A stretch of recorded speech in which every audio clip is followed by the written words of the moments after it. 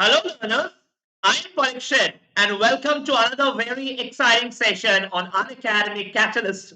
In today's session, we are going to talk about the strategies that you need to follow, keeping in mind your strong versus your weak sections. Remember, a strong and a weak section needs to be treated differently, and you got to have unique, distinct strategies for each of these sections. So in this session, I'm going to talk about how to identify your strong and weak sections. And once you've identified, what are the strategies that will help you clear the cutoffs and reach that 99 plus percentile magic figure in your CAT examination. Let's get started with today's session. So this is me, Parikshit Saikia, your educator on Unacademy with amongst the highest live class rating thanks to my learners. New batches are starting on Unacademy for CAT 2022 aspirants. A beginner's course on LRDI for CAT 2022 starts on the 27th of October, and every Wednesday, Thursdays and Fridays 10:15 to 11:45 we are solving LRDI live from very basics on Unacademy Plus. Also, the remaining 4 days, Saturdays, Sundays, Mondays, and Tuesdays, we have started with a new course, Complete Beginner's Course on Arithmetic. And we are going to cover every concept of arithmetic in details. Remember, arithmetic is the most important section, and this is the time to start early, gain the early burn advantage, and make sure you reach that 99 plus percentile figure easily in your CAT 2022. There are a lot of other batches on Unacademy as well. If you wish to enroll, remember you got to subscribe to the Unacademy Plus plan. And if you do so, remember for discounts, use the code Parikshit Live, which is there on your screen. If you use this code, you will get maximum discounts. And B, you'll also get free mentorship from my side. Yeah, you heard it correct. This is the only code which will offer you free mentorship throughout your time with Unacademy until your CAT examination from my side. Let's get started with this very exciting session. Let's pull up the questions. Yes. Okay. So today we are going to discuss about your strong versus the weak section, right? How to treat them differently. It's very important that you identify them, and second, you treat them as per the demand of the section, right? Strong versus weak section. Now, I think at this stage, almost every CAT aspirant realizes which is your strong and your weak section. I am not going to spend too much time on identifying the sections, but rather I'm going to help you classify which category you belong to. Category 1 CAT aspirants. Category 1 students, I would say there are two types of aspirants in the CAT examination when it comes to strong versus the weak, right? And depending on your category, you are going to classify and make your strategies accordingly. Category 1 student is someone who is consistently clearing the cutoffs in your weak section. Consistently, okay, clears cutoff in weak section. Now, this is important. Consistently clear cutoffs. How do you know if you are clearing the cutoffs? Your mock exam performance. Mock exam performance, right? Consistently clear cutoff in mocks in weak section. Remember, in the weak section. Now, every section and every mock, remember, has got a sectional cutoff. You got to check if you are the one who is clearing the cutoff consistently in your weak section. Let's say verbal is the section which you fear the most and you don't perform very well. The good part is you have been consistently clearing the cutoffs in your verbal section despite the fact that it is your weakest area. Now, for such category of students, correct, it is very essential that these last few days you focus 70% of your time. Focus 70 to 75% of your time, right? Of your time on your strong area, Correct? Now, why do I say so? Why do I say so? There is a rationale behind it. The rationale is you don't have to bother about the weak section. Why? Because you are anyway clearing the cutoffs. These last 3-4 weeks that are remaining before your CAT, all your focus or major proportion of your focus and effort should be on maximizing the score in your strong area. Let's say LRDI has always been your strongest area, and you somehow managed to clear the cutoffs in verbal and quants. Fine. You practice 70 to 75% of your time in the next few days. Focus on LRDI so that you can get close to a 99.8, 99.9, or even 100 percentile in LRDI. What would happen then? It would mean that whatever are your weak areas, your low score in the weak area is more than compensated, right, by your performance in the strong area, by your performance in the strong area. You know what? You don't have to worry about your weak areas. Last 5 to 10 mocks, you have consistently cleared your cutoffs, and hence there is no point worrying about your weak areas. With just 3 weeks remaining for your exam now, there is no point also focusing and dwelling and thinking much about the weak areas, because at the end of the day, strong areas is something you like, and with 20 days of effort, if you can put, the output will be more, will be maximum in your strong area. This is category 1 student. What is category 2 students? Category 2 students is you fail to clear cutoff in weak area. Fail to clear cutoffs. Okay. Fail to clear cutoffs in weak area. In the weakest section. In the weak area. Correct? In the weak section.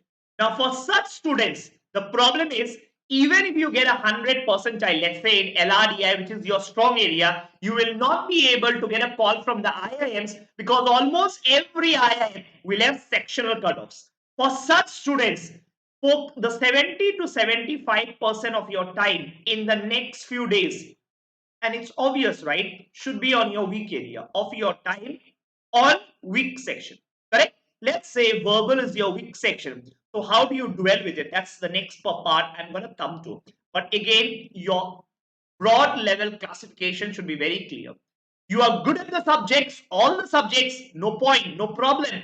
I mean, no problem in failing to understand which area to put focus on.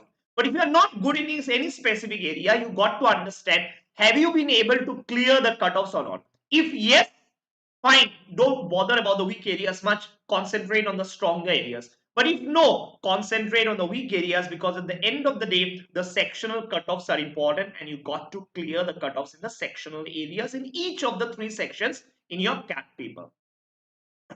Having known that, having known the sections, your weak and the strong section, the next part of the discussion will focus on how do I know which topics, let's say within verbal, I'm going to focus more on. Okay. Let's say verbal, which area I'm going to focus more on, which are my strong and weak areas in verbal. Now remember, verbal is all about RCs. You do well in the RCs, you're going to have a good percentile. But the problem is, a lot of us are not able to understand the strong versus weak areas within RC. Even that is very crucial. Now, when you talk about RCs, right, when you talk about RCs in verbal, please try to categorize the RCs. Try to categorize the RCs. When I say categorize the RCs, I mean topic wise. How do I classify, let's say, a historical RC? Let's say there is another RC on literature. There is another RC on economics, okay? And so on. There are so many topics on which RCs can be classified. So many topics, correct? I will just give examples of 3 of them. What you got to do, you got to analyze your performance in the last 5 to 10 mocks in the RCs area wise. As an example, let's say all the last 7-8 mocks that you have given, find out how many RCs have come from, let's say, economics, how many RCs have come from history, right? And then at the end of 6-7 mocks, have a number in place. You got to have a quantitative objective analysis. It should not be a subjective analysis. Whatever analysis you do to identify your strong and weak areas should be an objective analysis. Find out at the end of, let's say, last 10 mocks, you know what? History RCs, your accuracy has been near about 70%. Literature RCs, your accuracy has been 50%. And economics RC, your accuracy has been around 95%. How do you calculate the accuracy? Accuracy is nothing but number of questions correct. Number of questions correct. Okay. Divided by total number of attempts. Total attempts. That's it. That is it. Number of questions correct divided by total attempts. do this analysis at the end of 7 to 8 mocks. Now, at the end of 7 to 8 mocks, what you have is a number against each of the subtopics and RCs. And you know what? What you have done? You have done something very, very important, which probably 2 lakh, there are 2,30,000 students appearing for the CAT. Only hardly 5,000 to 10,000 might have done the analysis this way. You know what? The good part is at the end of 7 to 10 mocks, you have numbers in place. You know that wherever there are economics RCs, you don't know why, you don't understand economics much, but at the end of the day, you have been getting this correct. You have been getting the numbers correct. The accuracy has been really high. What do you need to do? On the day of your examination, if there are 5 RCs, if there are 4 RCs or let's say 5 RCs, you got to choose which RCs you are going to attempt.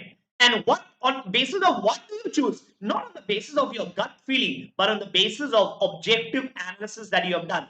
Whichever areas your accuracy is less than greater than 80%, you are going to attempt those RCs first. Let's say philosophical RCs, your accuracy has been just 20%. On the day of your examination, you need to know that in the box, come a RC on philosophy, the accuracy has just been 20-30%. You are not going to attempt an RC from philosophy if it were to come on the day of your examination. I think this is a very, very important analysis to do. It would take probably 1 hour of your time, but if you do this, you know what? At the end of the day, now from now onwards, whenever you attempt the mocks, whenever you decide to write your CAT, right, on the day of your examination, whichever RC you choose, you know which RCs you need to choose, absolutely clear in your mind, and there is no gut feeling, there is no subjective analysis, and trust me, this can create wonders on the day of your exam. This can just create wonders on the day of your exam. This way, you definitely identify your strong versus weak areas within RCs in verbal. Correct? Very, very, very, very important. I can't stress on the fact that how important this will be and how much help it will do in the last 15 days. It'll work like magic if you do this analysis. And these numbers will vary. These numbers will vary, so you don't bother much about it. Sometimes your overall average is what you need to know, right? The average accuracy. Fine. That is about verbal. That is about verbal. Next is within quants, you got to understand which are your strong and weak areas within quants. Now, quants on an average, roughly, if you ask me how many chapters, roughly around, approximately, I would say there are around 20 chapters in quants. 20 chapters in quants. Please prepare a spreadsheet in quants as well. What will be the spreadsheet telling you? The spreadsheet will have a list of quants chapters. As an example, it will have percentages. Next, it will have profit loss discount. Next, it's going to have time and work. Next, it's going to have time, speed, and distance, and then so on. Now, what do? You look at the last 7 to 10 mocks, that you have given, and come up with a spreadsheet. What is the spreadsheet telling you? The spreadsheet will tell you an objective analysis again, an objective analysis. What is an objective analysis in your spreadsheet? It will tell you your accuracy. As an example, in percentages, your accuracy has been 100%. What is accuracy again? Number of attempts in the last 7 to 10 mocks divided by number of attempts, right? With respect to the number of attempts. So number of questions you got correct from percentages in the last 7 to 10 mocks divided by the number of attempts. Similarly, let's say geometry. Your geometry accuracy has only been 50%. So on the day of your examination, let's say time and work 80%, time, speed and distance, let's say 60%, and so on. You know what? On the day of your examination, when you are attempting your quants question, 40 minutes is all that you have. You got to be very clear which topics you are going to identify, you have identified, and which questions you are going to attempt. Have a glance at the questions. Don't read, have a glance. You know what? This topic, let's say on the day of your exam, is from percentages. Moment you see percentages, you know that in the mocks you have done really well in percentage chapter. The accuracy has been near about 100%. You definitely try to attempt that question on the day of your CAT, because the good part is your concepts are clear and it's very likely that you are going to get it correct. This definitely got to be one criteria to select questions on the day of your examination. based on previous performance.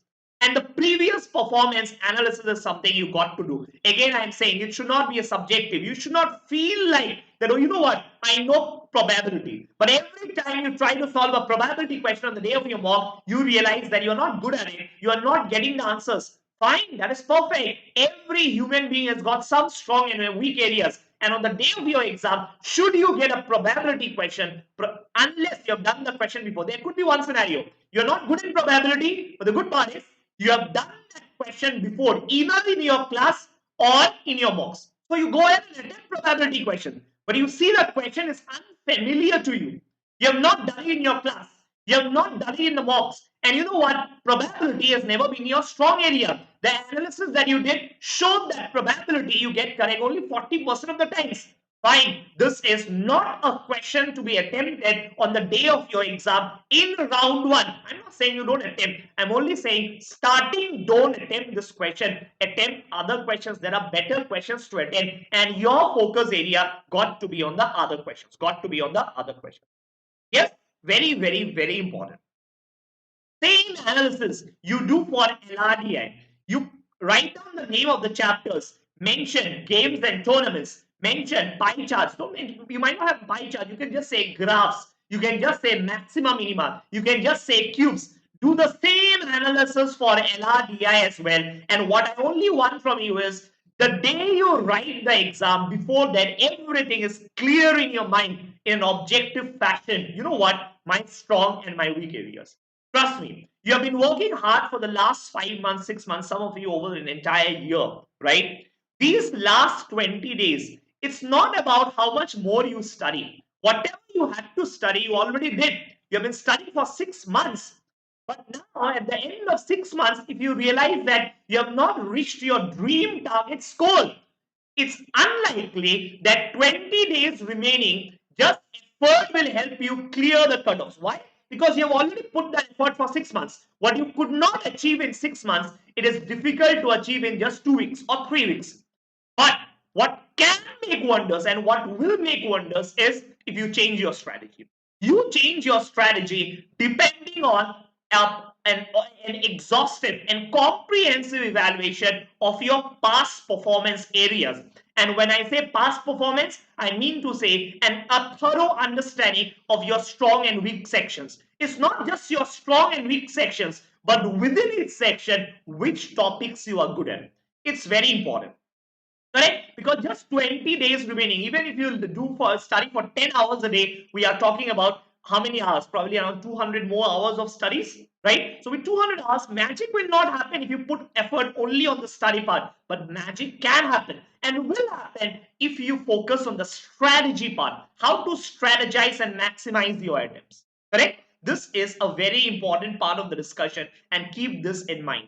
Do this analysis. It will take probably 1 hour, 2 hours, or for some of you, it might take an entire day. Fine. I think 1 day of effort is worth putting for such an important exercise. And trust me, at the end of the day, you will thank me for having shared with you this awesome strategy.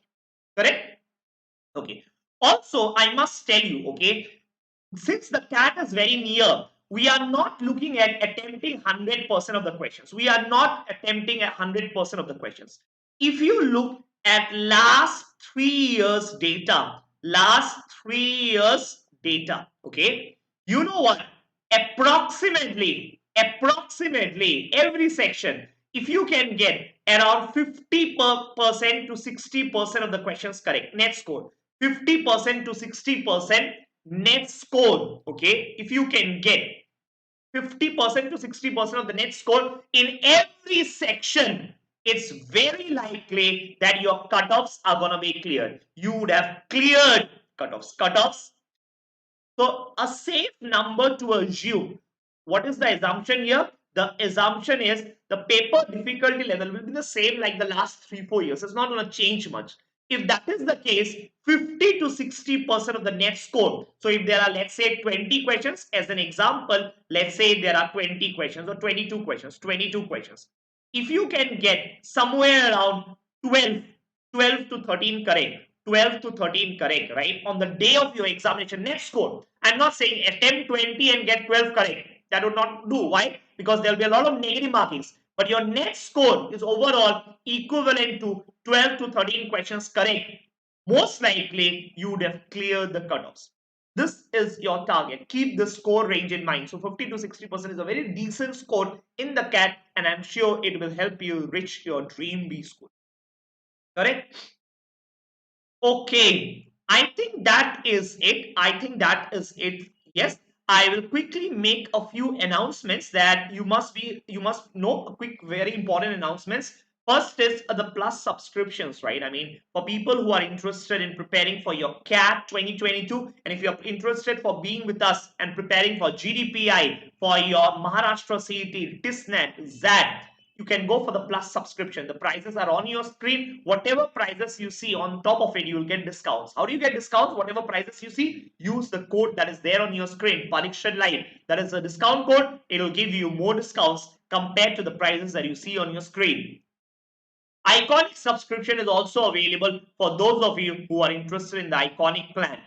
And yeah, there are four free full-length mock tests on Unacademy. Do enroll for it because we will have live, in-depth, thorough, and accurate analysis of each of the papers, and it's gonna help you analyze where you stand before your DD. Do register for this exam using my code Parikshit Live. This is absolutely free. And yeah, make use of the Ask It Out feature on Unacademy. I think a lot of you are studying 10, 12, 15 hours a day. You must be having a lot of doubts now. Make use of this feature.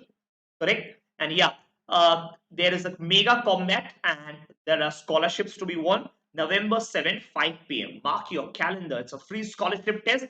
You can register for free. How will you register? They will ask you for a code. Use the code which is there on your screen, Parikshit Live. It will give you free access to this mega combat this coming 7th of November. That is it for today. I hope you enjoyed the class, and I'm going to see you in my next class. Till then, goodbye and stay safe. Bye for